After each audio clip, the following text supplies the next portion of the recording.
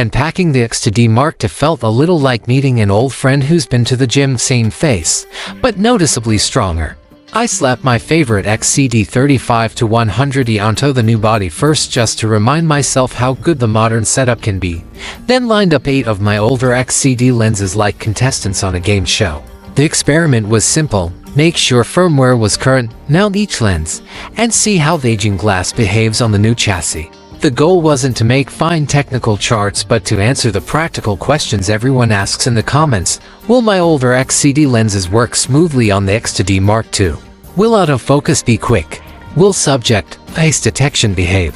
First thing I did was check firmware of both camera and lenses, and then put the camera in the modes I'd be using for real shoots, single autofocus with spot, and tests of subject face detection.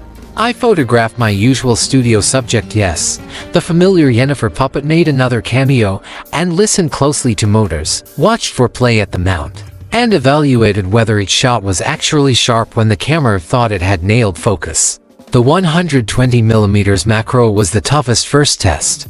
This lens has always been a slow, deliberate focuser, a true tail macro design that favors manual control. On the Mark II it still hunts, but it finds focus eventually and even cooperates with face eye detection when given time. If you shoot macro manually most of the time, this will stay in your kit. If you need quick AF, you'll be frustrated. The mount felt dead solid, no wobble, which was a pleasing pattern I'd see across several of the older lenses on this new body. Next up was the 135mm fitted with the 1.7x converter. I started with the combo because it's a real edge case for minimum focusing distance. With the converter attached, the lens took longer to lock on and missed more often. Taking the converter off improved things a bit, but overall this pairing was still on the slow side. Like the macro, it reliably finds focus if you're patient, but it's never going to match modern AF responsiveness. The 80mm surprised in one way and disappointed in another. Mechanically the lens worked, face detection latched on quickly and the mount connection felt reassuringly tight, but the focusing motor made itself known. You can hear the tube extend and the voices of the internal mechanism. It's loud and deliberate. The autofocus traveled a long way and often took an exasperatingly long time to settle, but when it did the images were sharp. In short, compatible, but not fun if you're used to the snappy modern glass. A recurring theme emerged: older XCD optics generally won't support AFC continuous autofocus on the new body. The camera tells you so, AFC is grayed out, and the menus display the familiar lens firmware version doesn't support AFC message. That leaves you with single-shot AF and subject detection quirks, which is fine for static work but means no modern subject tracking. The 65mm presented one of the more puzzling results. Firmware was up to date and the mounts were snug, but subject detection sometimes failed to deliver the crisp, repeatable hits I expected. I cycled between spot and expanded spot, toggled face detection on and off, and tried several placements of the f-point. Sometimes the lens produced excellent results, other times the images were a touch soft. The inconsistency means I wouldn't recommend relying on this pairing in critical portrait runs where every shot must be sharp. One of the most dramatic moments came with a tiny 45p pancake. When I first mounted it, the camera didn't even detect a lens, a rare no lens detected moment that points to the necessity of keeping lens firmware current. A quick trip to the older body to flash the lens brought it back to life, and once updated it behaved much more predictably. Even then, though, it showed the same pattern: it will focus, it will recognize faces, but it switches between eye and face targets and doesn't always lock on for the exact plane of focus you want. The 45np offered familiar leaf shutter delights and a quieter shutter voice, but again the autofocus reliability was hit and miss. Some frames were razor sharp, some were just a hair soft. That up and down behavior is maddening if you're used to modern lenses that consistently land the focus. The compact 30mm was pleasant to shoot with in the sense that it behaved like a ready tool, solid on the mount, reasonable focus speed for the optics age, and the kind of image character that made these lenses beloved in the first place. Yet the same inconsistency showed up: consecutive shots could be pin sharp, and then slightly off. That made me nostalgic for the old bodies where these lenses felt like a natural fit. The 21mm rounded out the session and, perhaps surprisingly, was one of the more reliable performers. Yes, There was a little play you could feel at the mount on the Mark II, a reminder that not every lens's mechanical tolerances match perfectly, but in actual use it produced several sharp, pleasing frames. Face detection worked, and the lens focused quickly enough for static portraits and wider environmental shots.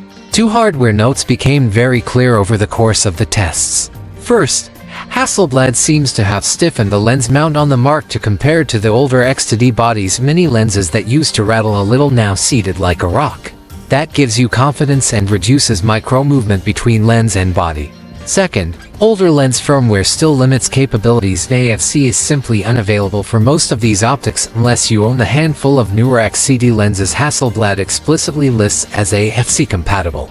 After tallying the technical results and thinking about real-world shooting, I made a practical and somewhat emotional decision. I'm keeping the 120mm macro because it's my go-to for close-up work, and I mostly focus manually anyway. I'm also holding onto the 1.7x converter because converters can sometimes bridge old and new designs, and I may be able to use it with other glass down the road. Everything else from this particular PAL, the 135, 80, 65, both 45s, the 30, and the 21, will be headed to the secondary market. The reasoning is simple. With the Mark II, I now own several modern XCD lenses that offer fast, reliable AFC and excellent tracking. And keeping older lenses that repeatedly failed to perform consistently didn't make sense for how I shoot now. That's not to dismiss the older lenses' optical excellence. On every body they produce lovely images, their character and rendering remain top tier. My decision is about workflow and dependability in the field. If you shoot fast-paced work and depend on subject tracking and instant AF, those modern AFC-capable lenses win. If you're happy shooting static subjects or landscapes, the older glass still has huge value, especially for anyone who hasn't upgraded to the Mark II. One final observation for anyone thinking of selling: expect to see some market movement. Once videos like this circulate, pricing can drift down as other owners reassess whether to keep or sell their legacy XCD glass. If you haven't upgraded yet and these lenses are part of your kit, they still make perfect sense on older Hasselblad bodies. If you're on the fence about selling, assess how you shoot. If you rely on quick AF and tracking, the decision to sell might come sooner rather than later. In short, the XCD Mark II is a powerful new platform that rewards modern lenses designed with AFC in mind.